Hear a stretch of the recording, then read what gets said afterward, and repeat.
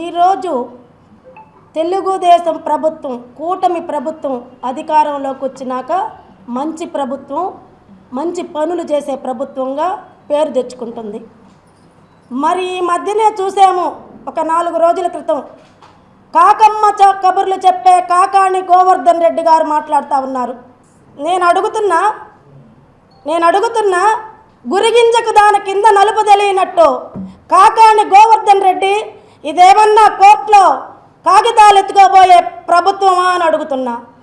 ఇది ఏమన్నా పెద్ద ఆయన రుషికొండను బోడుగుండు చేస్తే చిన్న ఆయన రత్నగిరి కొండని బోడుగుండు చేసిన ప్రభుత్వం అని అడుగుతున్నా. సాకేత్ అనే వ్యక్తి వాళ్ళ కుటుంబ కలహాలతో, వాళ్ళ ల్యాండ్ విషయంలో గొడవలు పెట్టుకొని, వాళ్ళ చిన్నాయన పెదనాయన బిడ్డలు వాళ్ళు కొట్టుకొని దాడి చేసుకుంటే, ఆహా కథ అల్లావు కాకాణి గోవర్ధన్ రెడ్డి గారు, హ్యాట్సాప్ మీకు.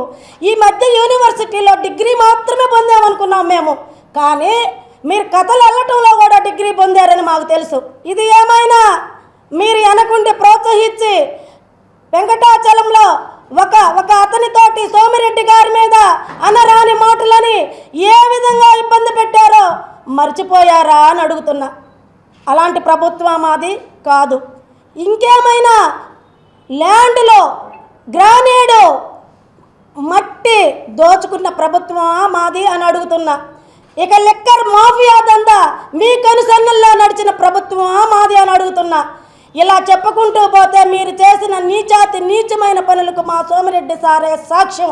ఆయన్ని ఎన్ని రకాలుగా ఇబ్బందులు పెట్టాలో పెట్టారు. పొంగూరు నారాయణ గారిని మాట్లాడే అర్హత మీకు లేదని చెప్తున్నా. ఆయన మాకు మీ వాళ్ళు మీరు అధికార పక్షంలో ఉండి మమ్మల్ని ఇబ్బందులు పెట్టి కొడితే కూడా న్యాయపరంగా పోదామని చెప్పిన వ్యక్తి.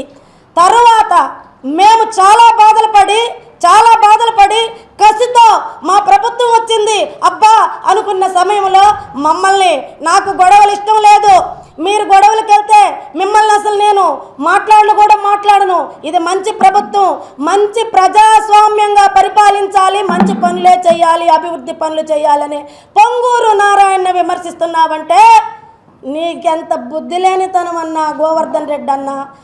అప్పుడు మాట్లాడారు, విన్నాం, ఇప్పుడు కూడా మాట్లాడుతున్నారు. మా సొంత కార్యకర్తలే వేరే విధంగా ఇబ్బందులు పడి దెబ్బలు తగిలితేనే మా నారాయణ సార్ నేను గొడవల విషయంలో రాను, మిమ్మల్ని కూడా విచారించను అనే వ్యక్తి కావాలంటే మీ వాళ్ళు మా కాన్ఫరెన్స్లో ఉన్నారు, మీకు లీకులు కూడా వస్తాయి, మీరు తెలుసుకోవచ్చు. మనుషుల మానవ మృగాలు అంటారా? మీరు ఆ జాతికి సంబంధించిన సంతతి. ఆడవాళ్ళని లేకుండా 307లను పెట్టారు. ఆడవాళ్ళని కాకుండా ఎంప్లాయీలతోటి ఒక 200 మంది జనం ఉండే మధ్యలో రేప్ కేసు పెట్టించారు. ఒక గ్రావెల్ దగ్గర ధర్నా నిరసన చూపిస్తున్న సోమిరెడ్డి గారి మీదకి ఇజ్రాయెల్ను పంపిన ఘనత చరిత్ర ఎవరికయ్యా అంటే కాకాణి గోవర్ధన్ రెడ్డి గారికి. మీరా మాట్లాడుతుంది, వెనకటికి ఎవరో వంకర్ టింకరకాయలు ఏంటి అన్నారంట. మీరేదో బుద్ధిమంతులు, నీతివంతులు, సత్య హరిశ్చంద్రుల్లాగా ఈరోజు అధికార పార్టీలో ఉండే తెలుగుదేశం పార్టీ కూటమి ప్రభుత్వానికి జీ హుజార్ అనలేదని మంత్రి నారాయణ గారు దగ్గరుండి పోలీసులతో సెక్షన్లు పెట్టించారని చెప్తున్నారు. అబ్బా నాకు బాధేస్తుంది గోవర్ధన్ రెడ్డి అన్న. అందులో బాధితురాలని నేను కూడా ఉన్నానన్నా. ఆయన కుటుంబంలో ఎన్ని కేసులు పెట్టించారన్నా, రాత్రి పగళ్ళు ఎంత నరకం చూపించారన్నా, మమ్మల్ని ఎంత నరకం చూపించారు గోవర్ధన్ రెడ్డి అన్న. గుర్తుపెట్టుకోవాలి, ప్రజలందరూ గమనిస్తున్నారు. మీది ఎంత నీచమైన ప్రభుత్వమో తెలుసుకొని మా కూటమి ప్రభుత్వానికి పట్టం కట్టి మీకు వీడ్కోలు చెప్పారు. మరలా వస్తాము, మీ అంతు చూస్తాము అంటున్నావు. చూడండి అన్న, మేము రెడీగా ఉన్నాము. మీరు బాధలు పడుతుంటే పడేదానికి.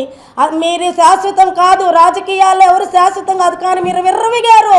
చిన్న కేసులు మీ పోలీసులను మీ ఇంట్లో చుట్టాలుగా చేసుకొని, మీ ఇంట్లో బందీలుగా చేసుకొని ఎలాంటి ప్రయత్నాలు చేశారో ప్రతి ఒక్కళ్ళు తెలుసు. కోర్టులోనే చెడు వినవద్దు, చెడు అనవద్దు, చెడు కనవద్దు అనే దగ్గర కాగితాలు ఎత్తుకుపోయింది ఎవరన్నా మీ సంరక్షణలోనే కాదా? కాబట్టి మేము ఒకటే చెప్తున్నాం, మా నాయకుడిని మీరు మాట్లాడితే నారాయణ గారు మంత్రిగా ఉండి జీ హుజూర్ అనలేదని కేసులు పెట్టించి మాకు కావాలని వాళ్ళు మేము తెలుగుదేశంలోకి వాళ్ళు చేరలేదని ఇవన్నీ చేసేయమంటున్నారు. ఇక కథ ఆపేసేయండి. అంటే పట్టా ఒకటే కాదు, కథలు రాయటం కూడా ఇంకా ఆపేసేయండి. ఎందుకంటే ఇక్కడ ఎల్లవలుగా ఉండారు. మీరు వస్తారంటుంటే కూడా మేము వద్దనే పరిస్థితి ఉంది. కాబట్టి ఇక్కడికి ఎవరు జీ హుజూర్ అనబడలేదు. నువ్వే అనిపించుకొని నువ్వు నియంత పాలన మరలా ఎట్లా చేయాలో ప్లాన్లు వేసుకుంటా ఇంట్లో కూర్చోమని చెప్పేసి నీకు సెలవిస్తూ, అలాగే ఆయనకు చెప్తున్నాము చంద్రశేఖర్ రెడ్డి గారికి, సార్ మీరు చదువుకున్నారు, నాకు తెలిసి నారాయణ సార్ గారి దగ్గర స్టూడెంట్ అయి ఉంటారు. మరి నారాయణ సార్ గారి మనస్తత్వం మీకు తెలియకుండా ఉండదు. ఆయన గురించి అన్ని మాటలు మాట్లాడుతుంటే మీరు కూడా ప్రజల్ని హెచ్చరిస్తున్నారు. ప్రజలు తిరగబడాలంటున్నారు. అలా చేసుకుంటూ పోతే మీ ప్రభుత్వంలో మా కార్యకర్తల మీద పెట్టిన కేసులకి మిమ్మల్ని నడి రోడ్డులో ఉరి వేయాలని చెప్పేసి ప్రతి ఒక్క బాధపడిన గుండె కూడా కొట్టుకుంటుంది.